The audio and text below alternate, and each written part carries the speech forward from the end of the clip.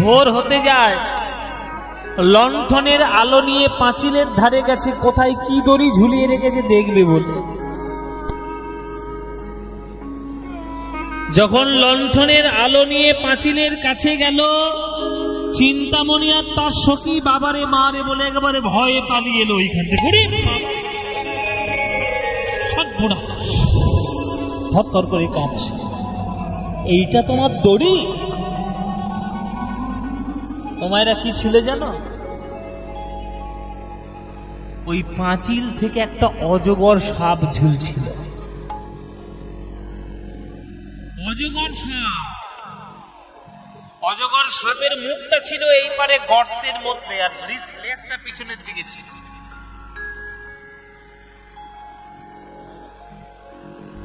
লেজটা ছিল পিছনের দিকে। আর আপনারা জেনে রাখুন, সাপ যদি কোন ক্রমে কোন প্রকারে গর্তের মধ্যে যদি একবার মুখ ঢোকাতে পারে, আপনি কিন্তু আর তাকে টেনে বার করতে পারবেন না। সাপের এতটাই শক্তি, সে টেনে মাঝখান থেকে ছেড়ে যাবে কিন্তু মুখ বের করবে না। এটা সাপের বৈশিষ্ট্য। আর অজগর সাপ মানে বুঝতে পারছেন কিরকম শক্তিশালী সাপ। হ্যাঁ, অজগর সাপ তো বিরাট শক্তিশালী, সেটা ছাগল পর্যন্ত গিলে নিতে পারে, বড় বিরাট মোটা সাপ। ওই অজগর সাপ ওই পাঁচিলে টাঙানো ছিল, ঝুলছিল। বিল্বমঙ্গল অন্ধকারে দেখতে পাইনি, ওইটাকে দড়ি মনে করে ওইটাকে ধরে ধরে বেয়ে বেয়ে উঠেছে পাঁচিলের উপর। ওইটা বেয়েই ওপারে পড়েছে গিয়ে টোপ। চিন্তামণি আর তার সখী তো থরথর করে কাঁপছে সাপটাকে দেখে। ওরে বাবা, সর্বনাশ, এইটা তোমার সাপ? এইটা তোমার সাপ? হার বলিয়া গলায় পড়িনি, সমন কিঙ্কর সাপ। ওরে শীতল বলিয়া আগুন পোহালি, তুই পাইলি বজ্রতা।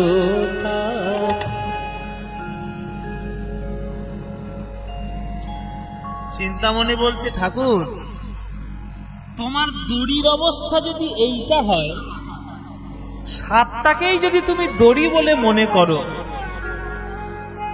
তাহলে আমার সন্দেহ হচ্ছে নদীটা যে পার করে এসছো যে কলা গাছ বলে ভেলা মনে করে, সেটা আমার দেখার জন্য খুব ইচ্ছা হচ্ছে। সেইটা কি জিনিস? ওরে হার বলিয়া গলায় পড়িলি, হার বলিয়া গলায় পড়িলি, ওরে হার বলিয়া গলায় পড়িলি, হার বলিয়া গলায় পড়িলি, সমন কিঙ্কর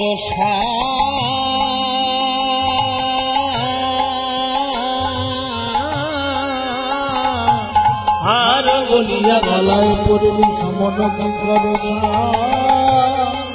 ওরে শীতল বলিয়া, শীতল বলিয়া আগুন পোহালি, শীতল বলিয়া আগুন, তুই শীতল বলিয়া আগুন পোহালি, শীতল বলিয়া আগুন পোয়ালি, পাইলি বজ্র তাপ। শীতল বলিয়া আগুন পোয়ালি, পাইলি বজ্র।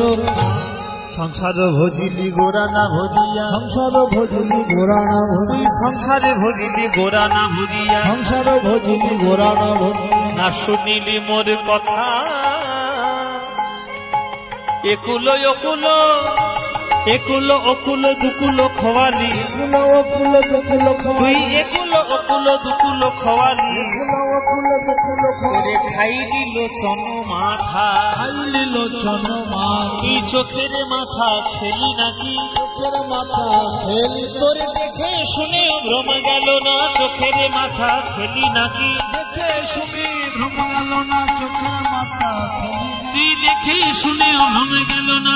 হরি হরি না বলিয়া দেখে শুনে ভ্রম গেল না, হরি হরি না বলিয়া দেখে শুনে ভ্রম গেল না, হরি হরি না বলিয়া দেখে শুনে ভ্রম গেল না। চোখের মাথা খেলি নাকি, চোখের মাথা, ওরে খাইলি লোচন মাথা, খাইলি লোচন মা, ওরে খাইলি লোচন মাথা। খাইলি লোচন মা। চিন্তামণি বলছি, দেখি তোমার ওই কলার ভেলাটা কেমন দেখে আসে। ও মায়েরা, বুঝতে পারছো কেমন তার জীবন? একটা অজগর সাপকে সে দড়ি বলে মনে করেছে, কেমন মোহে পড়েছে শুধু চিন্তা কর। হ্যাঁ, এইরকম মোহ আমরা যখন যুবক যুবতী হই তখন আমাদের এরকম মোহ আমাদের জীবনে অনেক আসে, কিন্তু কোনটা যে মোহ আর কোনটা যে প্রেম এটার সঠিক বিচার করার মতো বুদ্ধিটা তখন আমাদের থাকে না। এবার নদীর তীরে গেছে, কলার ভেলা কোনটা সেটা দেখতে হবে। ও মায়েরা লণ্ঠন নিয়ে নদীর ধারে গেছে, আর এই কলার ভেলা বলে যাচ্ছে, যেটাকে দেখানোর চেষ্টা করছে বিল্লবঙ্গ।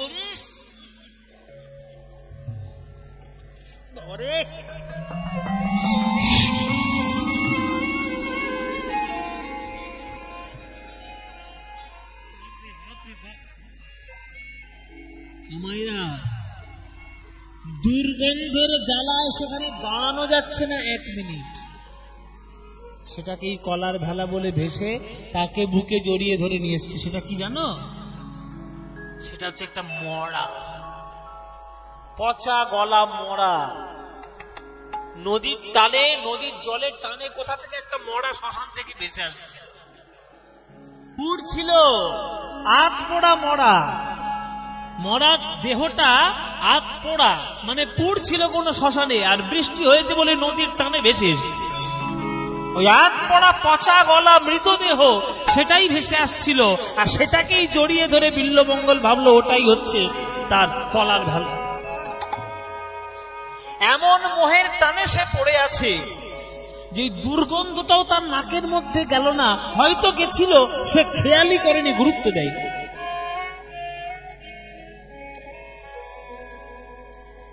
এই কলার ভেলা, ওই পচা গলা মরা দেহটাকে দেখে চিন্তামণি ঝরঝর করে কাঁদছে নদীর পাড়ে দাঁড়িয়ে। ঠাকুর, তুমি এসে আমার সঙ্গে এসো, ঠাকুর আমার সঙ্গে এসো। তোমার কি হয়েছে? কি হয়েছে তোমার ঠাকুর? একটা সাপকে তুমি দড়ি বলে মনে করে পাঁচিল দিয়ে টিকিয়ে এলে, আর নদীটা যখন পার করছিলে তখন তোমার নাকে পচা গলা গন্ধ যায়নি, তুমি তাকে কলার ভেলা মনে করলে। ঠাকুর, যেটা তুমি করছো এটা ভালোবাসা নয়, এটা মোহ। ওই মৃতদেহটার দিকে তাকিয়ে দেখো, মৃতদেহটার দিকে তাকিয়ে দেখলে তুমি বুঝতে পারবে। কি হলো এইখানে? কি সাপ ঢুকেছে নাকি গো? এই রে, এ বিল্লমঙ্গলের পালা শুনলেই সাপ ঢুকবে। আস্তে আস্তে আস্তে বসো বসো।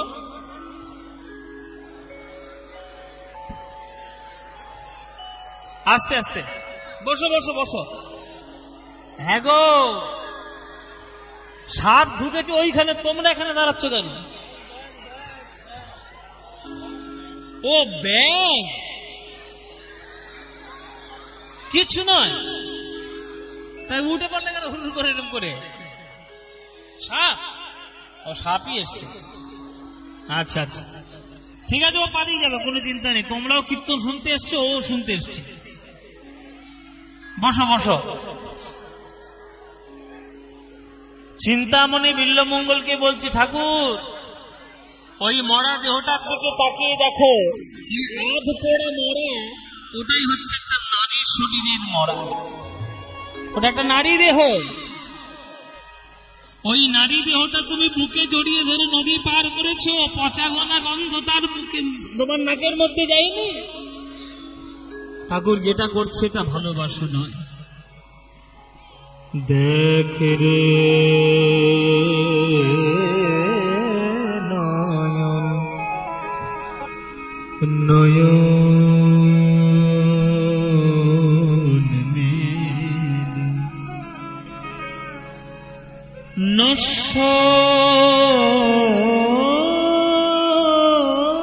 নশ্বর দেহের কি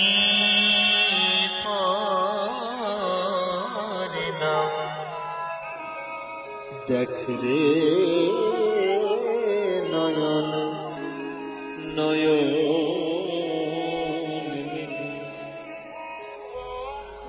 ঠাকুর, তোমায় আমি হাতে ধরে অনুরোধ করছি ঠাকুর, যে টানে তুমি পড়েছো এটা ভালোবাসার টান নয়, এটা মোহের টান। এই মোহটান থেকে নিজেকে মুক্ত করো। তুমি এত ভালোবাসো আমায়, ভালোবাসায় তুমি অন্ধ হয়ে গেছো ঠাকুর। কোনটা সাপ, কোনটা মরা, কোনটা পচা গলা দেহ তোমার একবারের জন্য মনে হচ্ছে না। তুমি মোহের প্রতি টান তোমার বেড়ে গেছে। এই শরীরের টানে তুমি আর ছুটে এসো না। আজকের এই গঙ্গা, এই কৃষ্ণবেন্না নদীর তীরে দাঁড়িয়ে, এই নদীর তীরে দাঁড়িয়ে তুমি আমায় হাত ধরে কথা দাও, আর যেন কোনোদিন তুমি আমার কাছে আসবে না, আর যেন কোনোদিন তুমি আমার কাছে না আসো। আমার কাছে তুমি কথা দাও, কেননা তুমি যে ভালোবাসাটা বাসছো, এই ভালোবাসা তুমি আমাকে দিও না ঠাকুর।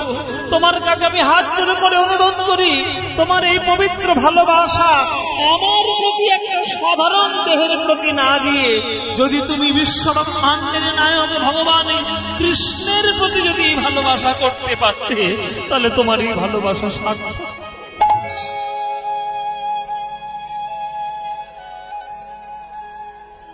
কৃষ্ণের প্রতি যদি এই ভালোবাসা যদি দিতে পারতে, তবে তোমার এই ভালোবাসাটা সার্থক হতো। তুমি আমার কাছে আর এসো। যদি কোনদিন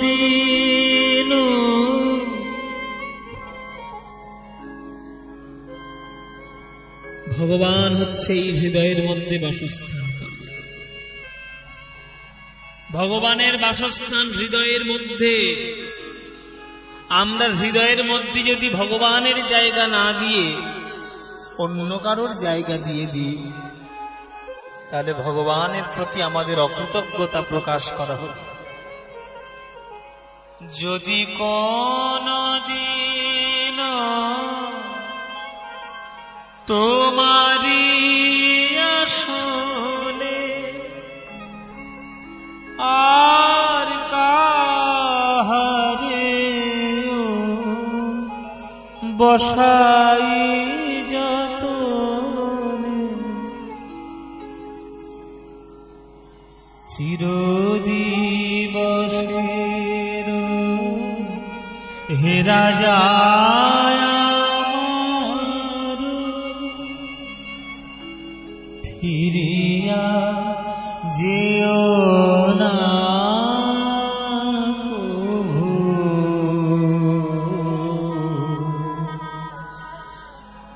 যদি আমার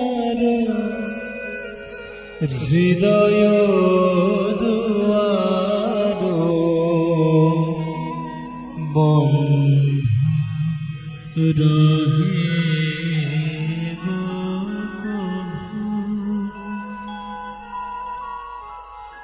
দ্বার ভেঙে তুমি এসো মোর প্রাণে, ফিরিয়া যেও না কভু,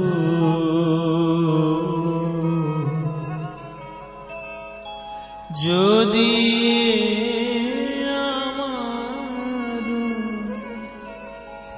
হৃদয় দুয়ার বন্ধ রহে।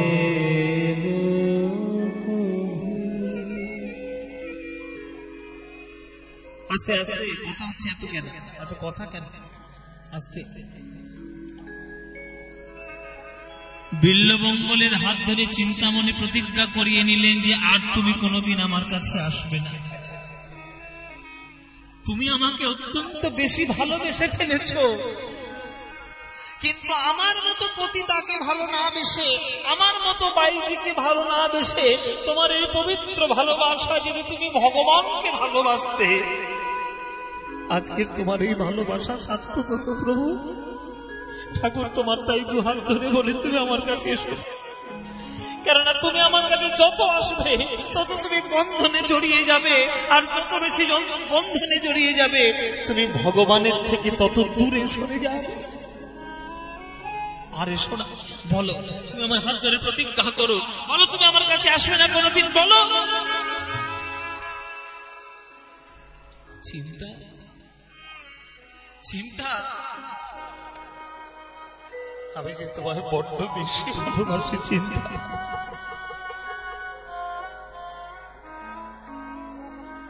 কি করে তোমায় ভুলে যাব? তোমার ভালোবাসায় আমি মন্ত্র ভুলে গেছি, তোমার ভালোবাসায় আমি আমার ভগবানকে ভুলে গেছি। কোন ফুল দিয়ে আমার গোবিন্দকে পুজো করতে হয় সেটাই ভুলে গেছি। বামনের ছেলে হয়ে জন্মেছি, বামনদের ব্রাহ্মণদের নিত্য সেবা, ত্রিসন্ধ্যা গায়ত্রী জপ করা তাদের ধর্ম। আমি গায়ত্রী মন্ত্র আমি ত্রিসন্ধ্যা জপ করি না, শুধু তোমার ভালোবাসা আমি সব ভুলে গেছি। তোমায় আমি কি করে ভুলে যাব? আর ভগবানের থেকে ভুলে গিয়ে ভগবানের চরণ অপরাধ করে যদি আমি তোমার কাছেই আসি, আর কি ভগবান আমায় কোনোদিন আমায় নেবে? পিচেত সুদূরাচার ভজতে মান্যভাব। চিন্তামণি বলে দিচ্ছে বিল্লমঙ্গলকে, ওগো ঠাকুর, যে জীব প্রথমে ভক্ত ছিল তারপরে যদি সে অভক্ত হয়ে যায়, প্রথমে ভক্ত ছিল তারপরে যদি সে অভক্ত হয়ে যায়, তার না ফেরার রাস্তা থাকে, তার একটা সুযোগ সুবিধা থাকে। কিন্তু কোন ভক্ত যদি সকল পাপ কর্ম করার পর নিজের অনুশোচনা প্রাপ্ত হয়ে যদি একবারে নয়নে ধারায় হা গোবিন্দ গোবিন্দ বলে কৃষ্ণের চরণে মুক্তি দিয়ে দেয়, আর কোনদিন সে অভক্ত হবে না। তুমি পাপ করেছো, তুমি অন্যায় করেছো, এখন অন্যায়টা শুধরে নিয়ে যদি গোবিন্দের চরণে নিজেকে নিবেদন করতে পারো, তাহলে গোবিন্দ কোনদিন তোমায় ফেরাবে না। ঠাকুর তুমি আমায় হাত ধরে কথা দাও, আর আমার কাছে আসবে না, তুমি গোবিন্দকে ভালোবাসো। তোমার ভালোবাসা বড় পবিত্র, তোমার ভালোবাসার মধ্যে এতটুকুও খুঁত নেই, কিন্তু ঠাকুর তোমার পাত্র নির্বাচন করা ভুল হয়ে গেছে। যে ভালোবাসা গোবিন্দের চরণে দিলে গোবিন্দের দর্শন পাওয়া যায়, সেই ভালোবাসা গোবিন্দকে না দিয়ে তুমি দিয়েছ একটা শরীরের, একটা অভাগা শরীরকে তুমি সেই ভালোবাসা দিয়েছ। এই ম্লেচ্ছ শরীর, এই অপবিত্র শরীরকে যে ভালোবাসা তুমি দিলে, পাত্র নির্বাচন তোমার ভুল হয়ে গেছে ঠাকুর। এই পাত্র নির্বাচন আর ভুল করো না। এই এখন থেকে, আজ থেকে গোবিন্দের চরণে সেই ভালোবাসা তুমি দাও। আমি আবার ভক্ত হতে পারবো? চিন্তা নিশ্চয়ই পারবে, নিশ্চয়ই পারবে, নিশ্চয়ই পারবে। যাও, ঈশ্বরের চরণে চলে যাও, ভগবানের চরণে চলে যাও, আর একদিন তো আমার দিকে পিছন ফিরে তাকাবে না, একদিনের জন্য আমার কাছে আসবে না। আজ থেকে তোমার যা স্রোতের গতিধারা হবে সব যেন গোবিন্দের দিকে চলে যায়, আর যেন এই মায়ার জগতে না আসে। তোমার প্রেমধারা যেন ভক্তির জগতে যায়, আর তুমি মায়ার জগতে ফিরে এসো। যাকে মন প্রাণ দিয়ে ভালোবেসেছি,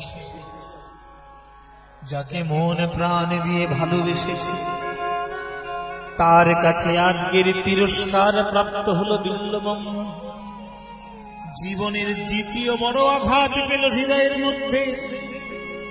যাকে ভালোবাসে সেই যদি তাড়িয়ে দেয়, যারা ভালোবাসে তারাই জানে ভালোবাসায় যদি একবার হৃদয় ভগ্ন হয়ে যায়, সেই ভগ্ন হৃদয় কখনো জোড়া যায় না, আর সেই হৃদয় তো আর কখনো তাকে দেওয়া যায় না যদি একবার হৃদয় ভেঙে যায়।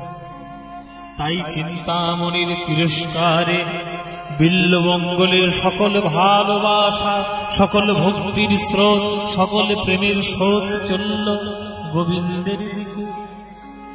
হে গোবিন্দ গোপীনাথ, গোপীনাথ কথা বলছিস কেন? এই পদটি আমি আপনাদের কাছে প্রার্থনা করব, সবাই পদটি একটু করজোরে শুনবেন, কেননা এই পদটি নরোত্তম দাস ঠাকুরের লেখা। প্রার্থনা সঙ্গীত যদি কারোর থাকে সেটা নরোত্তম দাস ঠাকুরের শ্রেষ্ঠ। এই প্রার্থনা সঙ্গীতটা লিখেছিলেন নরোত্তম দাস ঠাকুর। যদি প্রত্যেকটি কথার মানে বুঝতে পারেন মায়েরা, দেখবেন এক বিন্দু যদি প্রেম যদি আপনার হয়, এই গানেই হবে। হে গোবিন্দ গোপীনাথ, ও গোপীনাথ রাখো রাখো নিজ পদে। হে গোবিন্দ গোপীনাথ, ও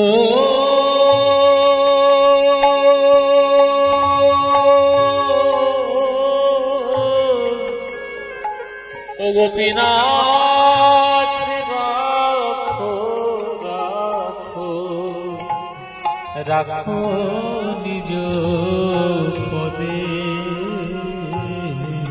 হে গোবিন্দ গোপীনাথ, ও গোপীনাথ রাখো নিজ আমার কাম ক্রোধ ছয় জনে লইয়া ফিরে নানা স্থানে। আমায় কাম ক্রোধ ছয় জনে লইয়া ফিরে নানা স্থানে। ওগো তোমার শরণ গেল দূরে।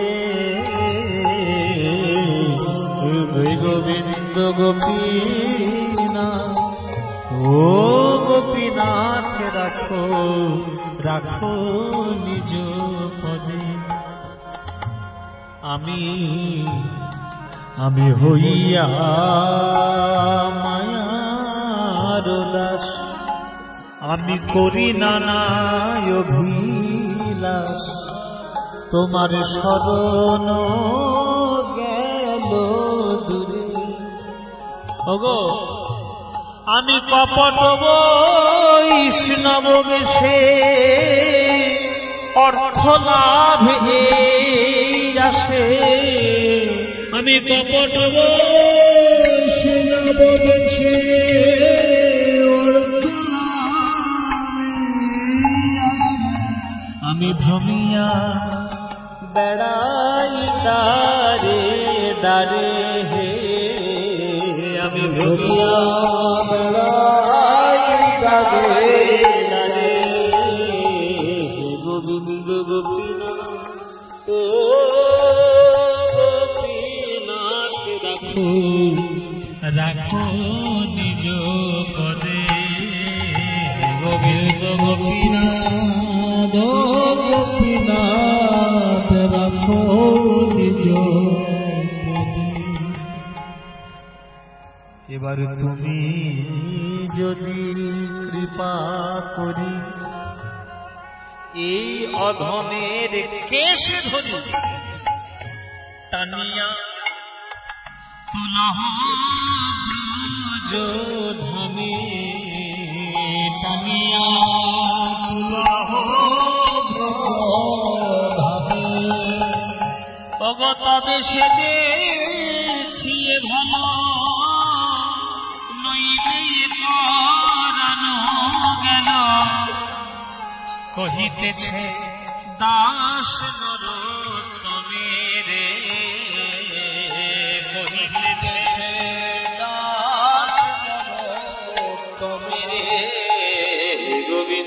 গোপীনাথ, ও গোপীনাথ রাখো রাখো নিজ মনে।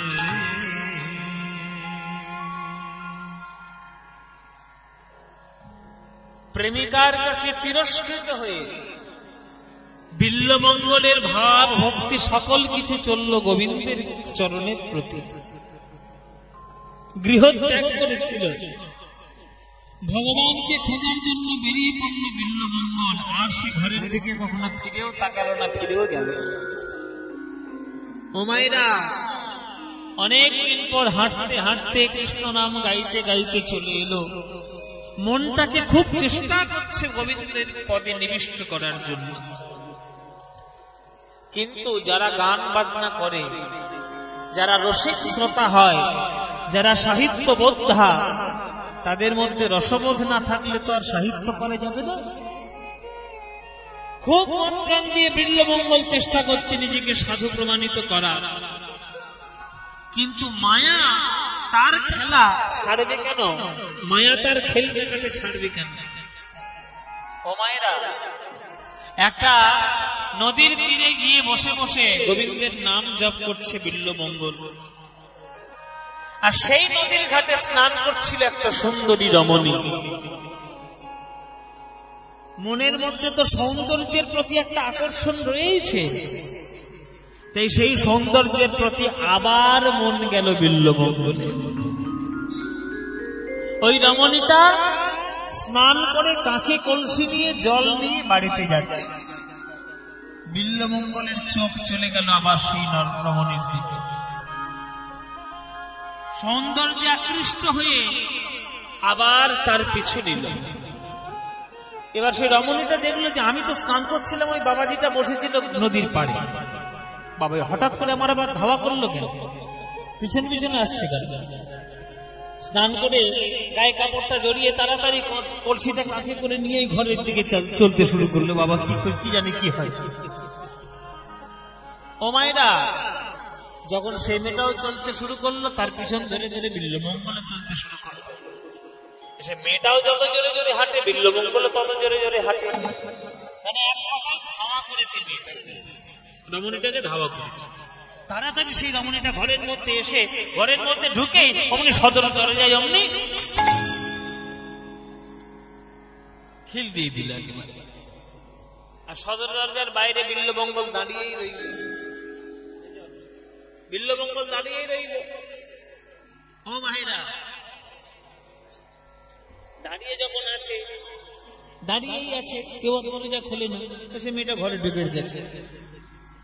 এইবার যে রমণী যে ঘরে ঢুকলো, সেই রমণীটা বিবাহিতা নয়। তার স্বামী কিন্তু সাধুগুরু বৈষ্ণব দেখলে খুব সম্মান করে, খুব ভালো ভক্তি তার হৃদয়ে।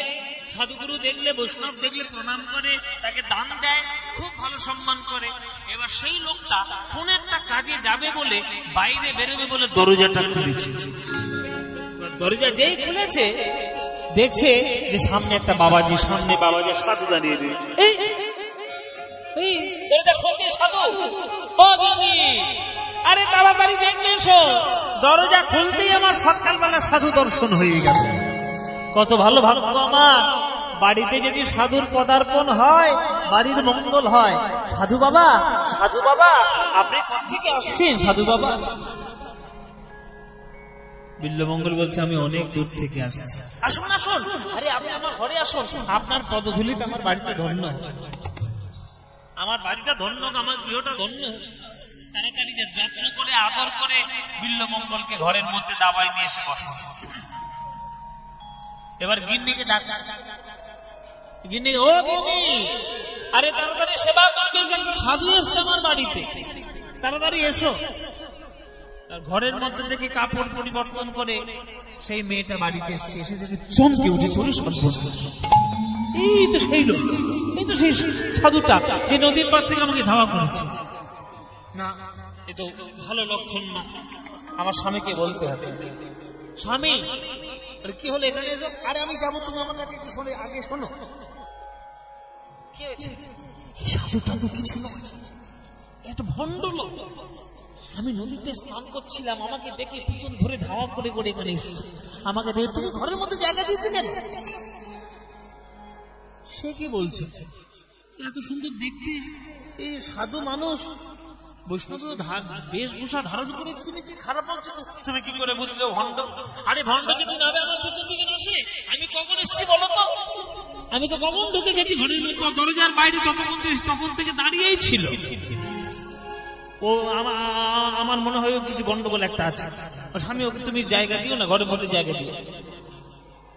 সে লোকটা বলছে, দেখো শোনো গিন্নি, কাউকে জেনে না বেঁচে না বুঝে না জেনে শুনে কারো সম্বন্ধে এরকম মন্তব্য করতে নেই, সব খারাপ জিনিস, তাতে অপরাধ হয়, সাধুর অপরাধ হয়, বৈষ্ণব অপরাধ হয়, ও ঠিক না। আগে আমি জেনে বুঝে তারপরে তো কিছু বলবো। আচ্ছা ঠিক আছে, আচ্ছা সাধু বাবা আপনি কিছু সেবা নেবেন? আপনি কিছু সেবা নিতে চান? এতক্ষণ বিল্লমঙ্গল চুপ করেছে। যখন বললো কিছু সেবা নিতে চান, তখন বিল্লমঙ্গল বলছে, তুমি তো এই বাড়ির কর্তা, বাড়ির মালিক, তুমি আমাকে সেবা দিতে চাও? আমাকে সেবা দিতে তুমি ইচ্ছুক? হ্যাঁ নিশ্চয়ই, আপনি বলুন আপনি কি সেবা নেবেন? বলে আমি তো তোমার হাত থেকে সেবা নেব না।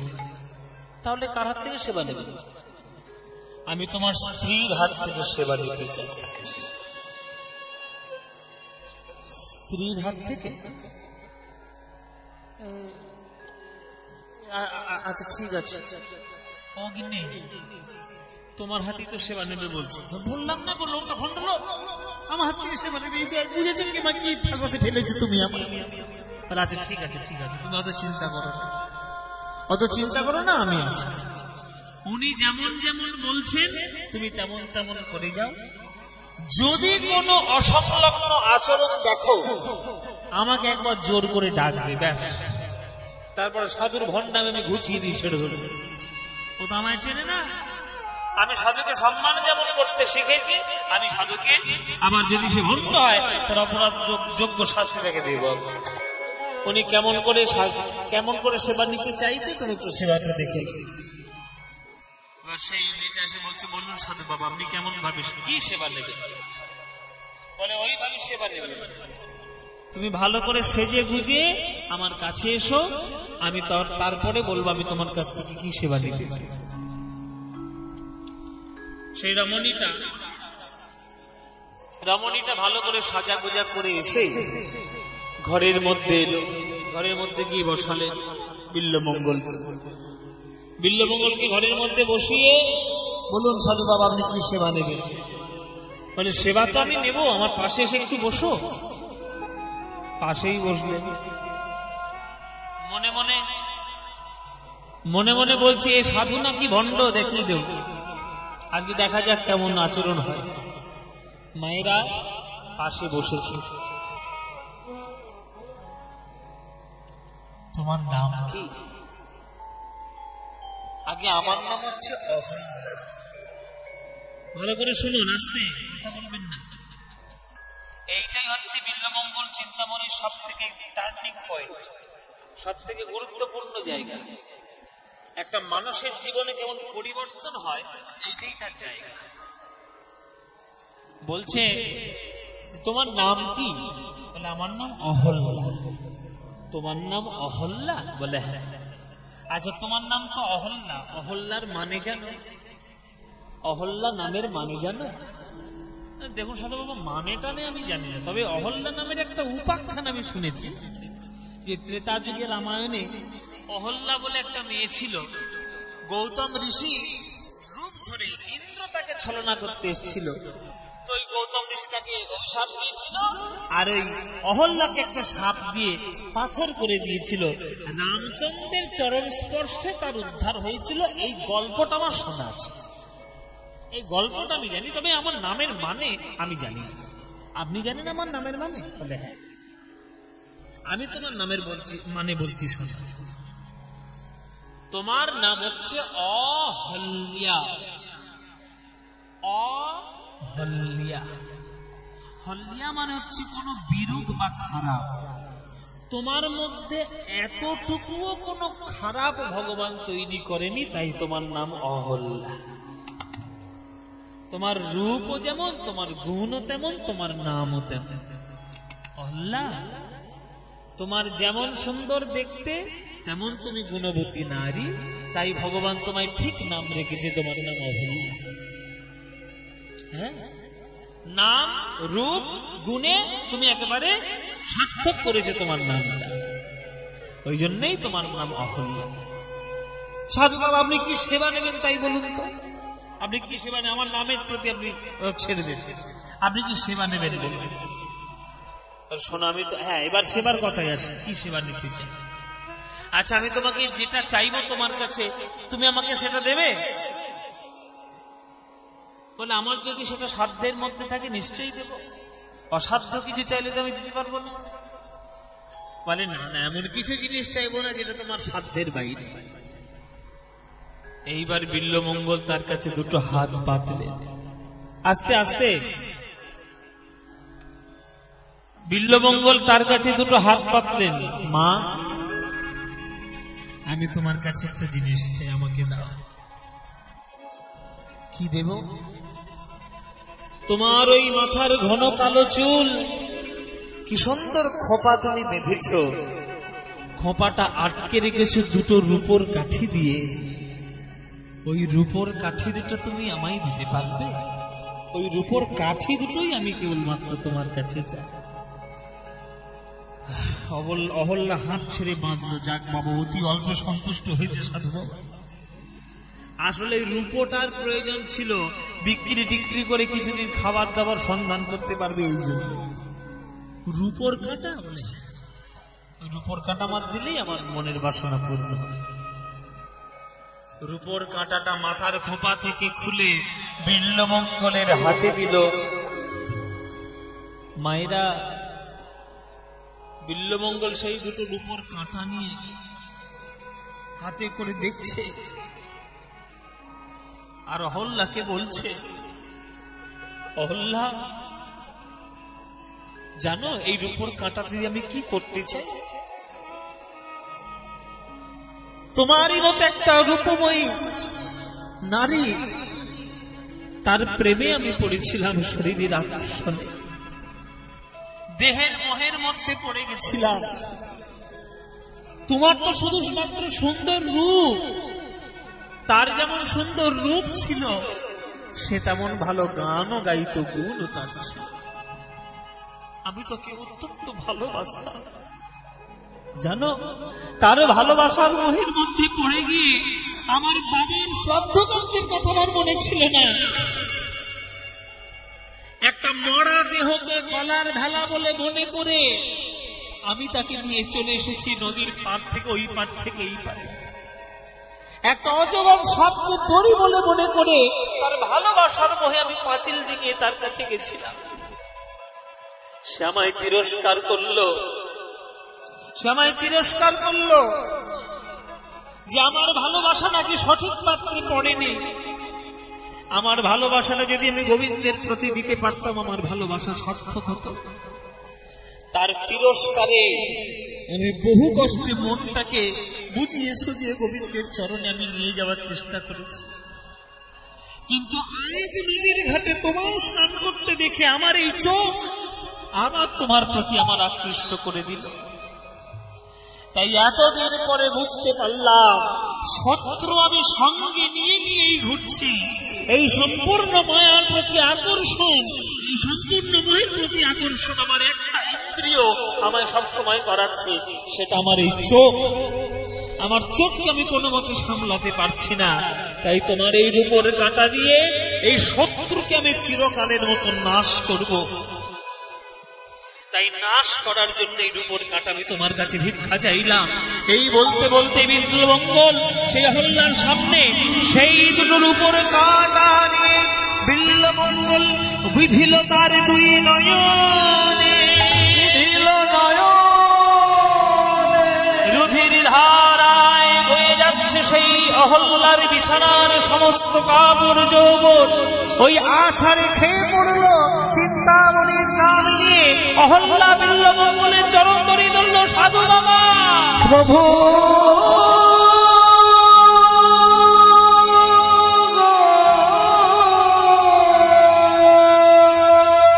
স্বামী দেখে যাও কি সর্বনাশ হয়ে গেল আমাদের বাড়িতে। এই সাধু বাবা নিজের রক্ত হয়ে গেছে, আমাদের বাড়িতে সাধুর রক্ত পড়েছে। চিৎকার যখন শুনেছে ব্যবসাদার ছুটে দরজা খুলে দেখছে কি হলো, কি হলো।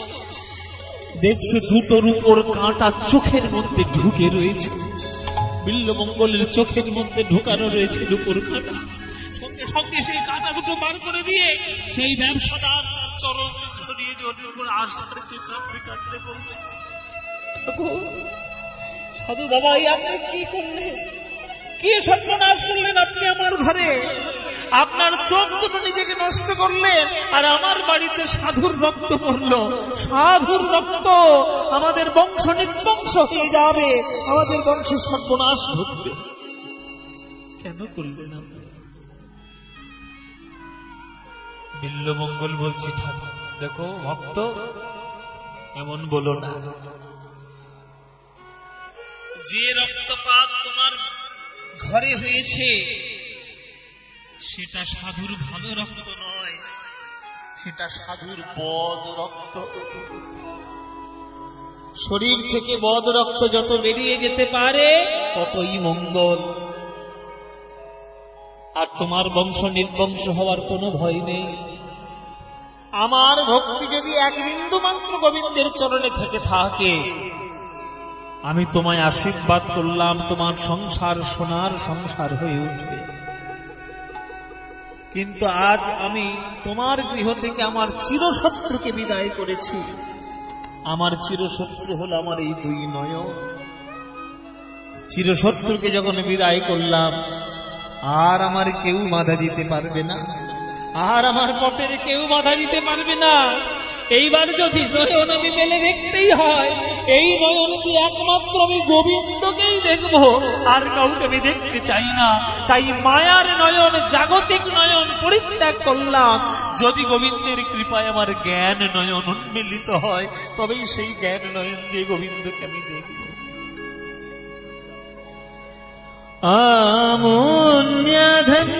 আমুন্যধন্যানি দীনান্তরানি, আমুন্যধন্যানি দীনান্তরানি, হরে ত্বদালোকনমন্তরেণ। এই শ্লোকটা চৈতন্য চরিতামৃতে লেখা আছে। অমূল্য ধন্যানি দীনান্তরানি হরে ত্বদালোকনমন্তরেণ। এইটার বাংলা কবিতা লিখেছেন কৃষ্ণদাস কবিরাজ গোস্বামী। সেই বাংলা গানটা চৈতন্য চরিতামৃতে লেখা। তোমার দর্শন বিনে অধন্য এ রাত্রি দিনে, এই কাল না যায় কাটন। হে কৃষ্ণ করুণা সিন্ধু, তুমি অনাথের বন্ধু, একবার দেহ দর্শন।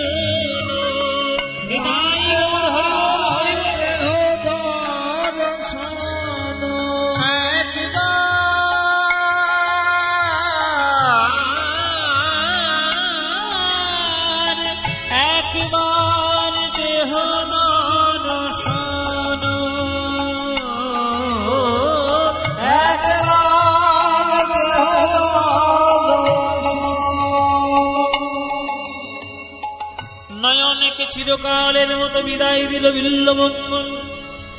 আর তার কোনো শত্রু নাই, আর সে মায়ার সৌন্দর্যের প্রতি আকর্ষিত হবে না। এবার যদি সে দেখতে চায়, দেখতে পায়, একমাত্র বিশ্ব ব্রহ্মাণ্ডের সর্বশ্রেষ্ঠ রূপ সে দর্শন করবে। সে এইবারে গোবিন্দ রূপ দর্শন করার জন্য জ্ঞান চক্ষু উন্মিলিত করবে।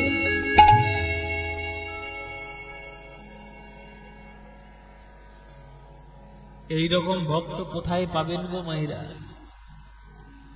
নিজের চোখকে নিজের হাতে রূপোর কাঁটা দিয়ে উপড়ে ফেলে দিয়েছেন, যাতে মায়ার রূপ তাকে আর কোনোদিন আকর্ষণ করতে না পারে। মায়ার রূপের প্রতি আকর্ষিত সে যেন কোনোদিন না হয়, তাই নিজের চোখ তাকে উপড়ে ফেলে দিয়েছে বিল্বমঙ্গল। এইবার নয়ন যখন বিদায় নিয়েছে, এবার সে যখন ডাকছে, মন দিয়েই ভগবানকে ডাকছে, আর মন তার অন্যদিকে যাচ্ছেই না। ও মায়েরা, বিল্বমঙ্গল তো নিজের চোখকে বিদায় দিয়ে দিল, এদিকে চিন্তামণির কি দশা আছে জানো? এতদিন পর চিন্তামণি প্রেমে পড়ে গেল বিল্বমঙ্গলে। বিল্বমঙ্গলের কথা ভাবতে ভাবতে আজকের চিন্তামণি রোগা হয়ে যাচ্ছে।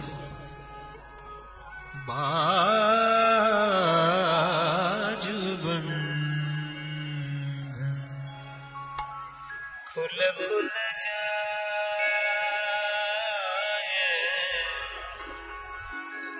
सावरिया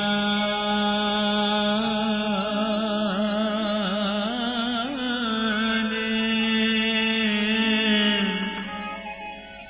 ऐसे जादू डाला,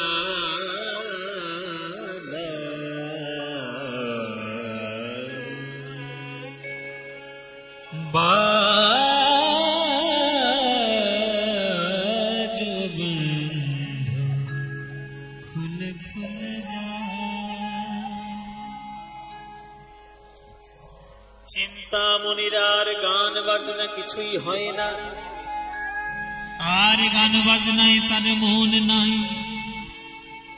চিন্তামণির মনে একটাই শুধু চিন্তা, শুধু বিল্বমঙ্গলের চিন্তা। চিন্তামণি শুধু মনে মনে ভাবছে যে এত লোককে এতদিন গান শুনিয়েছি, তারা গান শুনে সোনার মোহর ছুঁড়ে দিয়েছে, গোলাপ ফুল ছুঁড়ে দিয়েছে, টাকা পয়সা মুখে ছুঁড়ে দিয়েছে, কিন্তু এতদিন লোকে গান তো শুনে গেল, কেউ তোমায় ভালো তো বাসেনি কখনো। আজ বিল্বমঙ্গল বলে এক ভক্ত এলো, সে আর কিছু দিতে পারুক বা না পারুক, তার মনটা কিন্তু সে আমাকেই দিয়েছিল, সে মন দিয়ে আমায় ভালোবেসেছিল। আর আমি কি করলাম? তাকে তিরস্কার করে আমি তাকে তাড়িয়ে দিলাম। আর তার মন ভালো লাগছে না গো মায়েরা। এতদিন বিল্বমঙ্গল চিন্তামণির প্রেমে পড়েছিল, এইবার চিন্তামণি পড়ল বিল্বমঙ্গলের প্রেমে। বিল্বমঙ্গল ছাড়া তার আর মনে কোনো চিন্তা নেই। কবে তাকে একবার দেখব, কবে তাকে একবার দেখব, কবে তাকে একবার দেখব। চিন্তামণি চলে যাচ্ছে এবার বিল্বমঙ্গলের খোঁজ। ও মায়েরা, বিল্বমঙ্গলের খোঁজ নিয়ে চলে যাচ্ছে। বিল্বমঙ্গল ছাড়া চিন্তামণির আর কোনো কিছু কাজ নেই। ওই যে ভালোবাসায় যদি কেউ পড়ে, যদি শুদ্ধ ভালোবাসায় কেউ পড়ে,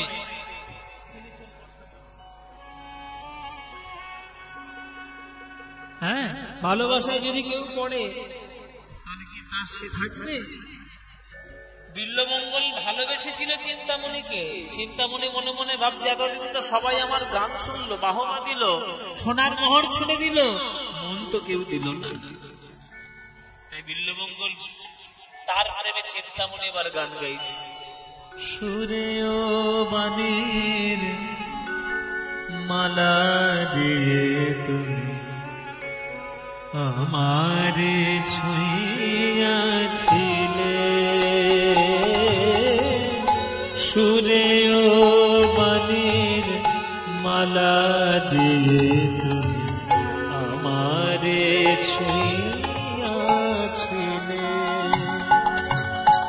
অনুরাগ কোন দিলে দেহে মনে, ও গো অনুরাগ কোন দিলে দেহে মনে, বুকে প্রেম কেন নাহি দিলে আমার ছুঁয়াছিলে। এইবার বিরহ অনুভব হচ্ছে চিন্তামণির মনে। সুরেও বাণীর মালা দিয়ে তুমি আমায় ছুঁয়েছিলে। যে বিল্ল ঠাকুর, আমি তোমাকে তিরস্কার করে তাড়িয়ে দিয়েছি ঠিক কথা, কিন্তু তুমি সত্যিই আমায় প্রকৃত ভালোবাসিয়েছি। বাঁশি বাজাইয়া লোকালে তুমি কোথায়, যে ফুল শুকায় সে ফুল শুকায় যায়। বাঁশি বাজাইয়া লোকালে তুমি কোথায়, ওগো। দেখুন, অনুরাগ কাকে বলে জানেন? রূপ গোস্বামীর শ্লোকের মধ্যে অনুরাগের কথা বর্ণনা আছে। রূপ গোস্বামী শ্লোকের মধ্যে অনুরাগের কথা বর্ণনা আছে যে সদানুভূতমপিয় কুর্যান নবন্নব প্রিয়ম রাগো ভবনবন্যব সৌনুরাগইতি রিয়তে। বাঁশি বাজাইয়া লোকালে তুমি কোথায়, যে ফুল ফুটালে সে ফুল শুকায় যায়। কি যেন হারায় প্রাণ করে হায় হায়, কি যে চেয়েছিলে কেন কেড়ে নাহি নিলে, কি যে চেয়েছিলে কেন নাহি কেড়ে নিলে, আমার ছুঁয়াছিলে সুরেয় বাণীর মালা দিয়ে তুমি আমার ছুঁয়াছিলে, সুরেয় বাণীর মালা দিয়ে তুমি আমার ছুঁয়াছিলে।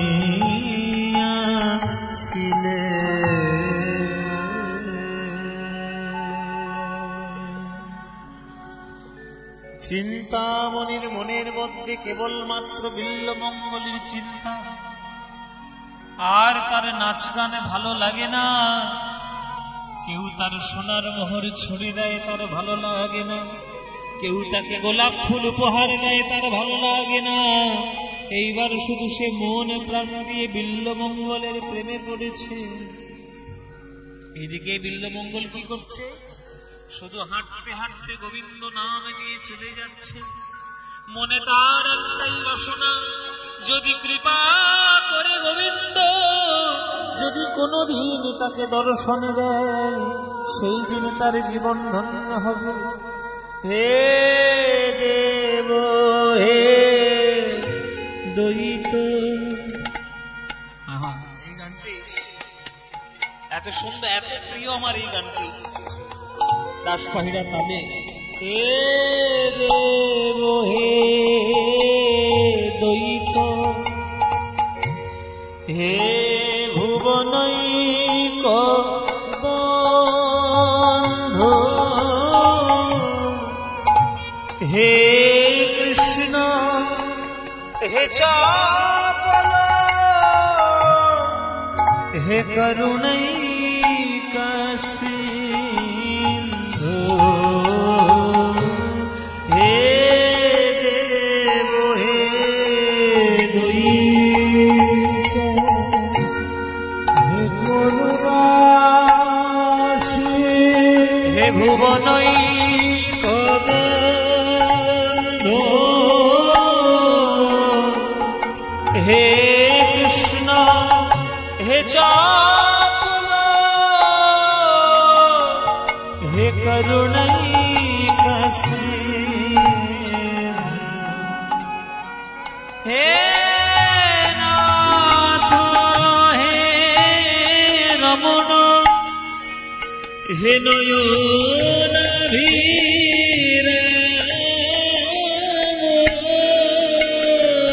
হে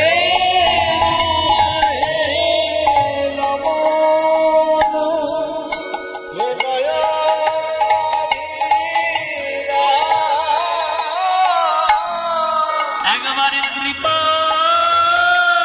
করে দেখা দাও, হে কৃপা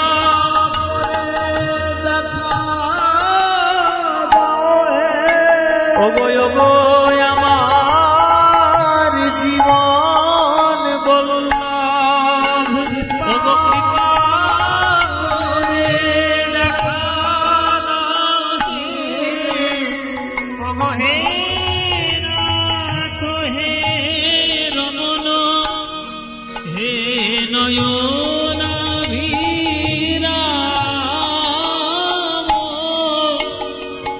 হন্ত সদানুভবিতাসি, ওগো পরম ত্রিশূলজি। এটাও চৈতন্য চরিতামৃতেই লেখা। চৈতন্য চরিতামৃত আমাদের বাংলার বুকে এত উজ্জ্বল গ্রন্থ। সেই চৈতন্য চরিতামৃত পড়লে যে কত ভক্তির সন্ধান আপনি পাবেন, যারা গ্রন্থ পাঠ করে তারা জানে।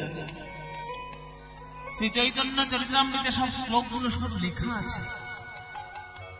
হে নাথ হে রমণ, হে নয়নাভিরাম, যেমন সুন্দর শ্লোক আর তেমন সুন্দর সুর। হে নাথ হে রমণ, হে নয়নাভিরাম,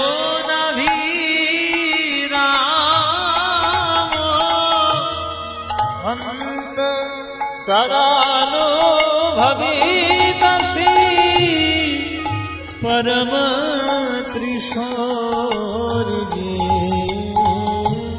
হে দেব হে দয়িত, হে ভুবনৈক বন্ধু, হে কৃষ্ণ হে চাপল, হে করুণৈকসে। গান গাইতে গাইতে গোবিন্দের দর্শন করবে বলে আজ বৃন্দমঙ্গল ছুটে চলে। হরি বল মাইরা। হঠাৎ করে যেন মনে হলো হাতটাকে জড়িয়ে ধরেছে। বাবাজি কে? অন্ধ মানুষ তো দেখতে পায় না। বাবাজি আমি একটা রাখাল ছেলে, এই মাঠে গরু চড়াচ্ছিলাম। কি সুন্দর তুমি গান করো, তুমি গান গাইতে গাইতে কোথায় যাচ্ছ রাখাল? কোথায় যাচ্ছ তুমি? এই গান গাইতে গাইতে কোথায় যাচ্ছ? বলে আমি যাচ্ছি মধুময় শ্রীধাম বৃন্দাবনে। বৃন্দাবনে যাচ্ছ? আমিও তো যাবো বৃন্দাবন, তুমি আমায় নিয়ে যাবে? বিল্লমঙ্গল হাসতে হাসতে বলছে, আমি কি করে নিয়ে যাব তোমায় বাবা? আমি তো নিজেই চোখে দেখতে পাই না। আমি যদি চোখে দেখতে পেতাম তবেই তোমায় নিয়ে যেতাম, তো দেখতেই আমি পাই না, কেমন করে নিয়ে যাব? তখন রাখাল ছেলেটা বলছে, তাহলে আমি তোমার হাত ধরি, আমি তোমায় পথ দেখিয়ে দেখিয়ে নিয়ে যাব, তুমি আমার সঙ্গে বৃন্দাবন যাবে। তুমি তুমি তুমি আমায় নিয়ে যাবে বৃন্দাবনে? আমায় নিয়ে যাবে? নিশ্চয় নিয়ে যাব। জানো বাবা ঠাকুর, জানো বাবাজি, আমায় কেউ ভালোবাসে না। আমি রাখাল ছেলে তো, খালি গরু চড়িয়ে চড়িয়ে বেড়াই তো, ওই জন্য আমায় পাড়া গ্রামে কেউ আমায় ভালোবাসে না। শুনেছি বৃন্দাবনে যে কৃষ্ণ বসবাস করতেন, সেই কৃষ্ণও নাকি আমার মতো রাখাল ছিল। সেও গরু চড়াতো, আমিও গরু চড়াই। আমি যদি বৃন্দাবনে রাখাল রাজার ছেলের দেশে যাই, যদি রাখাল রাজার দেশে যাই, তাহলে আমিও বোধ হয়, আমিও নিশ্চয়ই ওই রকম সম্মান পাবো। তুমি আমাকে নিয়ে যাবে বৃন্দাবন, আমিও তোমার সঙ্গে বৃন্দাবন যেতে চাই। যাবে আমার সঙ্গে বৃন্দাবনে? বলে হ্যাঁ, আমার সঙ্গে বৃন্দাবনে যাবে, চলো বৃন্দাবনে। সেই শিশুটা হাত ধরে ধরে বিল্বমঙ্গলকে নিয়ে চলল সিধা বৃন্দাবনের দিকে। গোঠের রাখালে বলে দিদি, আহা, আমার খুব প্রিয় একটি গান। বৃন্দাবনে যাওয়া বাঙালিদের প্রিয় গান। এক কলি গাইব নাকি? হ্যাঁ, পুরোটাই গাইব। এই দেখ, বেশি রাত করবেন না, আমার কাকা বসে আছে গান শোনাবে বলে। আমার পরে যিনি গান করতে আসবেন আমার অত্যন্ত স্নেহের, আমার শ্রদ্ধার একজন কাকা, কৃষ্ণপাল মহাশয়। হ্যাঁ, উনি আমাকে ভীষণ স্নেহ করেন। আমি যদি বেশি রাত করে দিই তাহলে কাকা আমার খুব রাগ করবে। বেশি রাত করাবো না। গোঠের রাখালে বলে রে, কোথায় বৃন্দাবন, রাখাল রাজা গোপাল আমার,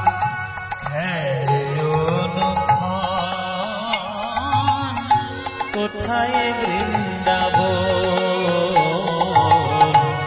গোঠের রাখাল বলিয়ে রে, কোথায় বৃন্দাবন,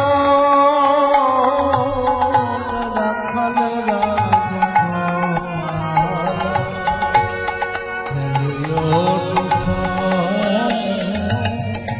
কোথায় বৃন্দাবন। আজ যে থামিল রসে চাঁদ হাসে রে চাঁদের পাশে, আজ যে থামিল রসে চাঁদ হাসে রে চাঁদের,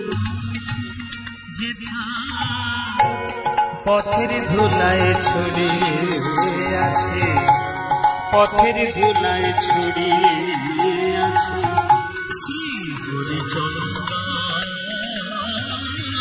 কোথায় বৃন্দাবন, গোঠের রাখাল বলে রে, কোথায় বৃন্দাবন, রাখাল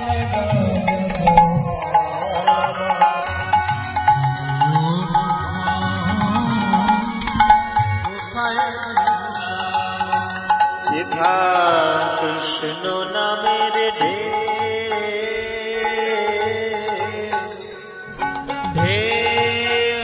ওঠে রে,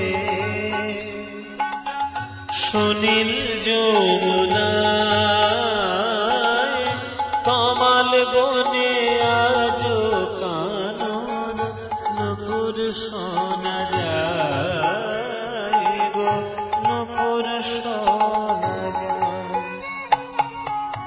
আজও যেথা কদম তলে বেণু বাজে সাজ সকালে, আজও যেথা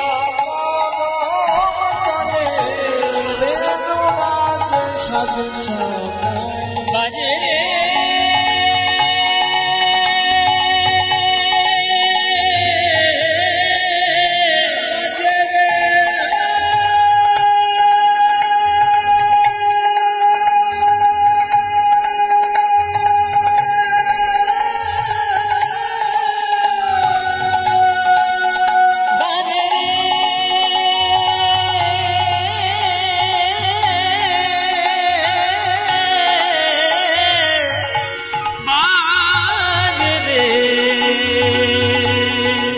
বাজে রে বাজে রে,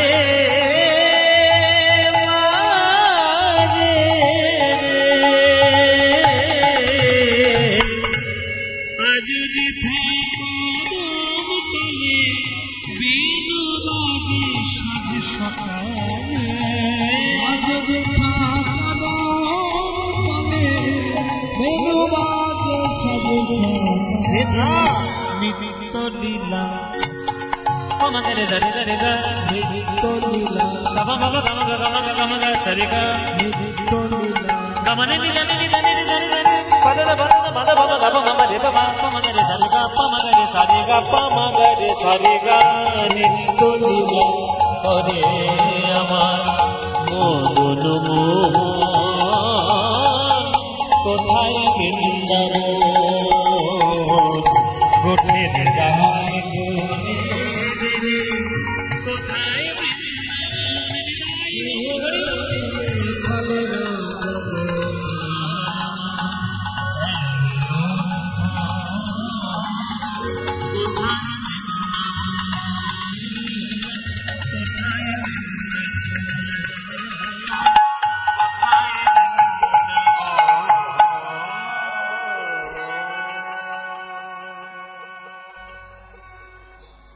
वृंदावनम सखी भुवि तनोति कीर्ति यद देवकी सुत पदाम्बुजलब्ध लक्ष्मी गोविंद वेणु मनमात मयूर नृत्यं पृक्षाद सान्यं परदान समस्त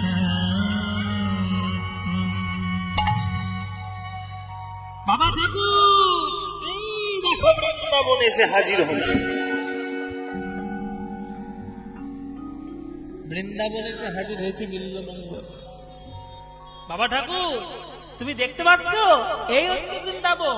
ও তুমি দেখবে কি করে? তোমার তো চোখই নেই, তুমি দেখবে কি করে? আমি সব দেখতে পাচ্ছি।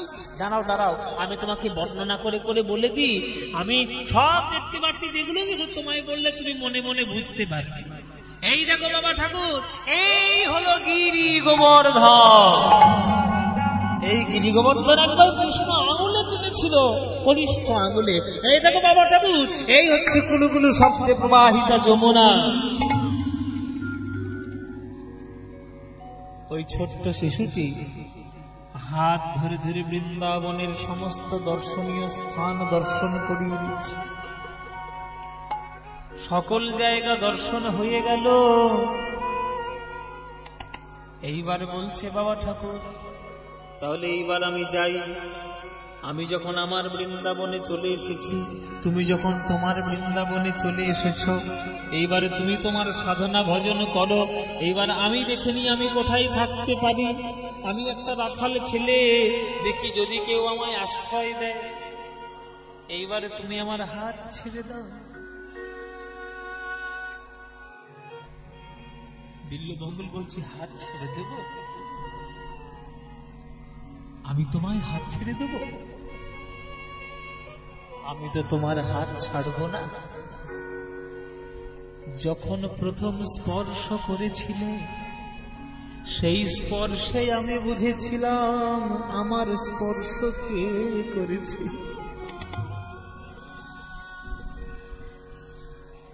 আমার হাত ধরে নিয়ে চলো সখা, আমি যে পথ চিনি না, আমার হাত ধরে তুমি নিয়ে চলো সখা, আমি যে পথ চিনি না। হাতটা ছেড়ে দাও বাবা ঠাকুর। না, আমি তোমার হাত ছাড়বো না। ছেড়ে দাও বাবা ঠাকুর। না, আমি হাত ছাড়বো না। আমি একবার যখন প্রথম স্পর্শ পেয়েছিলাম, এই প্রথম স্পর্শেই বুঝেছি তুমি আর কেউ নও। তুমি যে আমায় হাত ধরে বৃন্দাবনে নিয়ে এসেছো, এই যে অন্য কারোর হাত নয়, এই যে বিশ্ব ব্রহ্মাণ্ডের মালিকের হাত, এই যে আমার প্রাণ গোবিন্দের হাত আমায় স্পর্শ করেছে। আমি তোমার হাত কিছুতেই ছেড়ে দেবো না ঠাকুর। তুমি আমার যখন হাত ধরে নিয়ে এসেছো, আমি তোমার কি করেছি? কি বলছো বাবা ঠাকুর? আমি তোমার কৃষ্ণ নই। আমি তোমার কৃষ্ণেরই মতো একটা সাধারণ রাখাল ছিলাম। তোমার রাখাল রাজা গোপাল নই। ছেড়ে দাও তুমি আমার হাত, ছেড়ে দাও হাত। বিল্বমঙ্গল কিছুতেই হাত ছাড়বে না। তখন ওই রাখাল রাজা বলছে, রাখাল ছেলে বলছে, ও বাবা ঠাকুর, আমি তো দেখতে পাই নয়নে, তুমি দেখতে পাও না নয়নে। আমি যদি জোর করে হাতটা যদি ছাড়িয়ে নি, তাহলে বলো তুমি কিছু করতে পারবে কিনা? তখন বিল্বমঙ্গল একটা কথা বললো, কি জানে? এই কথাটা বলেছিল সুরদাস। এই কথাটা বলেছিল সূরদাস ভগবানকে। हाथ छुड़ा कर जाते हो निर्बल जान के मोहे, हाथ छुड़ा के जाते हो निर्बल जान के मोहे, हृदय से जब जाओ तो सबल जानो तो है। हे भगवान गोविंद, যে হাতে তুমি গিরি গোবর্ধন তুলেছ, যে হাতে কালী করেছ, সেই হাতে তুমি আমার হাতটা ছাড়িয়ে নেবে, এমন কি বড় কথা, এমন কি গর্বের কথা। দেখি তুমি কেমন ভগবান, দেখি কেমন তুমি সর্বশক্তিমান। শক্তি আছে বলে হাতটা তুমি ছাড়িয়ে নিতে পারবে, কিন্তু আমার হৃদয়ে থেকে তো তোমার চরণকে সরিয়ে নিতে পারবে না। দেখি কেমন তুমি সর্বশক্তিমান, হৃদয় থেকে দেখি চলে যাও, দেখি কই হৃদয় থেকে আমায় চলে যাও, দেখি তুমি কেমন সর্বশক্তিমান। হ্যাঁ গো মাইরা, ভগবান সব জায়গা পরিত্যাগ করতে পারে, কিন্তু ভক্তের হৃদয়ে কি কখনো পরিত্যাগ করতে পারে? তাই হাত ছুড়া করে जाते हो निर्बल जान के मोहे, हृदय से जब जाओ तो सबल जानो तो। তাই হাত আমি ছাড়ব না। ও মাইরা, এই যে বাচ্চা ছেলেটা হাত ধরেছে, কি সাধারণ বাচ্চা ছেলে গো। ভক্তের দুঃখ, ভক্তের যন্ত্রণা সহ্য করতে না পেরে স্বয়ং গোবিন্দ রাখাল বেশে এসে ওই বিল্বমঙ্গলের হাত ধরে বৃন্দাবনে নিয়ে এসেছে। গোবিন্দ বলছে, বিল্বমঙ্গল, যখন আমায় চিনেই ফেলেছ আমি কে, তাহলে আর তো তোমায় জড়িয়ে রাখলে চলবে না। এইবার আমি তোমায় দিব্য দৃষ্টি প্রদান করব। দিব্য দৃষ্টি প্রদান করলে নয়ন ভরে দেখো আমার রূপ। যে মায়ার নয়ন পরিত্যাগ করেছে সে প্রেমের নয়নে গোবিন্দ দর্শন করতে পারবে। দেখো আমার রূপ। এই বলে সেই গোবিন্দ তার কোমল হাত ওই বিল্বমঙ্গলের নয়নকে একবার হাত বুলিয়ে দিল। অমনি দেখলো গোবিন্দ সামনে দাঁড়িয়ে রয়েছে। 33 কোটি দেবী দেবী বসে রয়েছেন সেই জ্যোতির মধ্যে।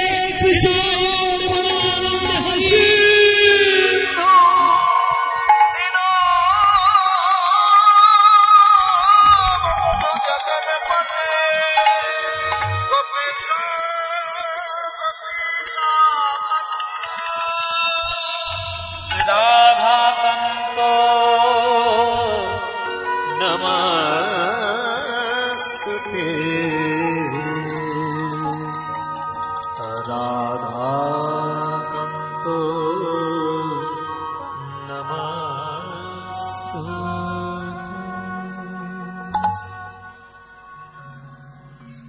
গোবিন্দের করুণায় তার নয়ন ফিরে এলো বিল্বমঙ্গলে। গোবিন্দের রূপ দর্শন করে রচনা করলেন গোবিন্দের শ্লোক। মধুরম মধুরম বপুরস্য বিভু, মধুরম মধুরম বদনম মধুরম, মধুরম মধুরম বপুরস্য বিভু, মধুরম মধুরম বদনম মধুরম, মধুরম বপুরম সবিভো, মধুরম মধুরম মধুগন্ধি মৃদু স্মিতমেতন হো, মধুগন্ধি মৃদু মধুগন্ধি মৃদু স্মিতমেতন হো, মধুরম মধুরম মধুরম মধুরম মধুরম মধুরম মধুরম মধুরম মধুরম বপুরস্য মধুরম বদনং মধুরম মধুরম মধুরম।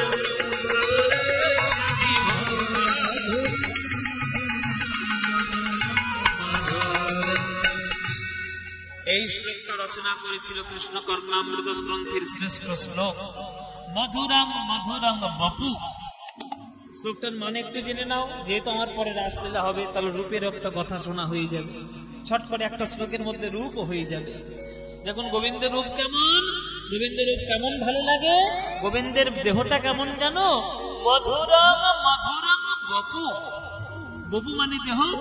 গোবিন্দের দেহটাকে বর্ণনা করার সময় বিল্বমঙ্গল ঠাকুর দুইবার মধুর বললেন। দুইবার মধুর বললেন কেন? বিল্বমঙ্গল ঠাকুর বলছে যে যার নামেই এত মধু, যে ঘরে থাকতে দেয় না, টেনে নিয়ে চলে আসে কীর্তনের আসরে মন্দিরের প্রাঙ্গণে, যে ভগবানের নামেই এত মধু, তার দেহটাকে বর্ণনা করতে গেলে একবার মধু বললে কি মনের আশা মিটি গো? তাই একবার মধু বলে মনের আশা মিটছে না, তাই দুবার মধু। মধুরং মধুরং বপু রস্য বিভোর। এবার দেহটার মধ্যে সব থেকে সুন্দর জায়গা কোনটা? মধুরং মধুরং বদনং মধুরং। কৃষ্ণের বদনটা মধুর, মধুর আরো মধুর। কৃষ্ণের বদনটাকে বর্ণনা করার সময় তিনবার মধু বললেন। এবার সেই মুখমণ্ডলের মধ্যে সব থেকে দামি জায়গা কোনটা? ও মায়েরা, কোনটা দামি জায়গা? যেখানে বাঁশি বাজে, কৃষ্ণের অধরে বাঁশি বাজে। অধর কাকে বলে, ওষ্ঠ কাকে বলে? কি গো মায়েরা, এটা তো বাবাদের জানার কথা নয়, মেয়েদের জানার কথা। আগো তোমরা লিপস্টিক পরো তো? লিপস্টিক পরো না? আজকে যদি কেউ বলতে না পারে ওষ্ঠ কোনটা বলে, অধর কাকে বলে, লিপস্টিক পরে বন্ধ করে দেবো আমি। জন্মে লিপস্টিক পরতে দেবো না, জীবনে দেবো না। বলো তোরা লিপস্টিক পরি না, তোরা জানিস কি? ও মায়েরা তোমরা বলো ওষ্ঠ কোনটা?